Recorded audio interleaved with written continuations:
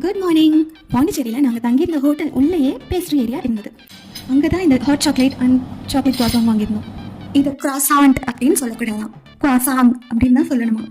RT எல்லாரும் சைலண்டாக இருக்காங்க. இதில் வேற ஏதாவது நல்ல பேராக வச்சிருக்கலாம் இதுக்கு. இது ஒரு ஃப்ரெஞ்ச் பேஸ்ட்ரி. இந்த சாக்லேட் குவாசானில் உள்ளே இருக்க சாக்லேட் ஸ்டஃபிங்கை எப்படியாவது காட்டிடலாம்னு நினச்சேன்.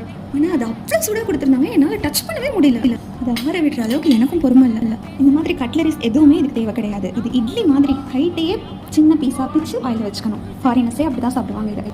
ஸோ ஃபர்ஸ்ட் இதை கட்லரிஸ் யூஸ் பண்ணி சாப்பிடக்கூடாது. செகண்ட் பர்கர் மாதிரி முழுசாக கடிச்சும் சாப்பிடக்கூடாது. தேர்ட் டீ காஃபிக்குள்ளே போய் இதை முழுசாக முக்கி தொட்டும் சாப்பிடக்கூடாது. கடைசியில் ஜெயிச்சது என்னமோ நம்ம இட்லி தோசை மெத்தட் தான். சின்ன பீஸாக பிச்சு ஆயில் வச்சுக்கணும். பார்க்க தான் இது ஏதோ ஹார்டான பன் மாதிரி தோணுது, ஆனால் அப்படி கிடையாது. ரொம்ப சாஃப்டான பன், மேலே ஒரு லேயர் மட்டும் பப்ஸ் மாதிரி கிறிஸ்பியாக இருக்கும். இதை யாராலையும் இவ்வளோ மோசமாக ஆப்ரேஷன் பண்ண முடியாது. பாவம் என் கையில் வந்து மாட்டிக்கிச்சு. அட்லாஸ்ட் உள்ளே இருக்க சாக்லேட் ஸ்டஃபிங்கை காட்டிட்டேன்ல. இதோட எம்மி chocolatey taste. Chocolate lovers miss பண்ணிடாதீங்க. Thank you. Have a great day.